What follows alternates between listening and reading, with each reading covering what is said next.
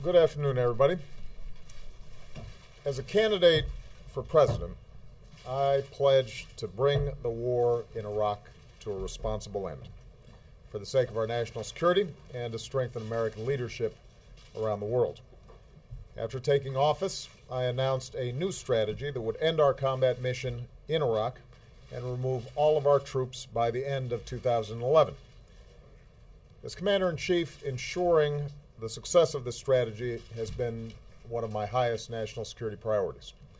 Last year, I announced the end to our combat mission in Iraq, and to date, we've removed more than 100,000 troops.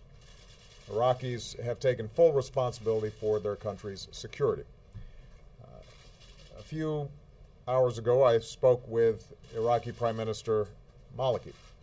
I reaffirmed that the United States keeps its commitments. He spoke of the determination of the Iraqi people to forge their own future. We are in full agreement about how to move forward. So, today, I can report that, as promised, the rest of our troops in Iraq will come home by the end of the year. After nearly 9 years, America's war in Iraq will be over. Over the next 2 months, our troops in Iraq, tens of thousands of them, will pack up their gear and board convoys for the journey home. The last American soldier will cross the border out of Iraq with their heads held high, proud of their success, and knowing that the American people stand united in our support for our troops. That is how America's military efforts in Iraq will end. But even as we mark this important milestone, we're also moving into a new phase in the relationship between the United States and Iraq. As of January 1st, and in keeping with our strategic framework agreement with Iraq, it will be a normal relationship between sovereign nations, an equal partnership based on mutual interests and mutual respect. In today's conversation, Prime Minister Maliki and I agreed that a meeting of the Higher Coordinating Committee of the Strategic Framework Agreement will convene in the coming weeks. And I invited the Prime Minister to come to the White House in December as we plan for all the important work that we have to do together. This will be a strong and enduring partnership.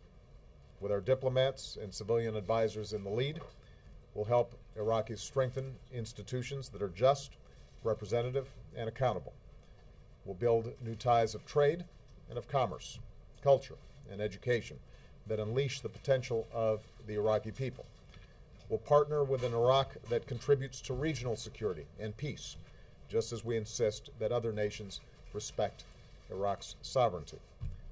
As I told Prime Minister Maliki, we will continue discussions on how we might help Iraq train and equip its forces, again, just as we offer training and assistance to countries around the world. After all, there will be some difficult days ahead for Iraq, and the United States will continue to have an interest in an Iraq that is stable, secure, and self-reliant. Just as Iraqis have persevered through war, I'm confident that they can build a future worthy of their history as a cradle of civilization. Here at home, the coming months will be another season of homecomings. Across America, our servicemen and women will be reunited with their families.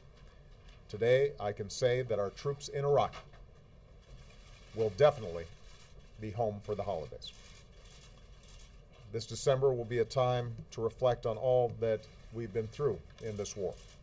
I'll join the American people in paying tribute to the more than 1 million Americans who have served in Iraq. We'll honor our many wounded warriors and the nearly 4,500 American patriots and their Iraqi and coalition partners who gave their lives to this effort. And finally, I would note that the end of war in Iraq reflects a larger transition. The tide of war is receding. The drawdown in Iraq allowed us to refocus our fight against al-Qaeda and achieve major victories against its leadership, including Osama bin Laden.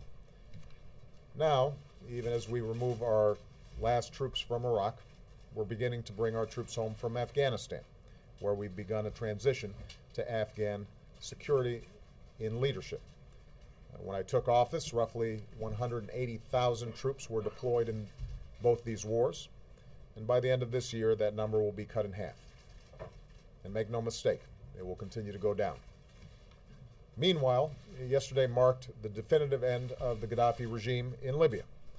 And there, too, our military played a critical role in shaping a situation on the ground in which the Libyan people can build their own future.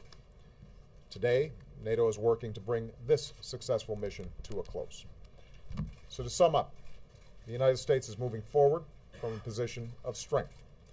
The long war in Iraq will come to an end by the end of this year. The transition in Afghanistan is moving forward, and our troops are finally coming home.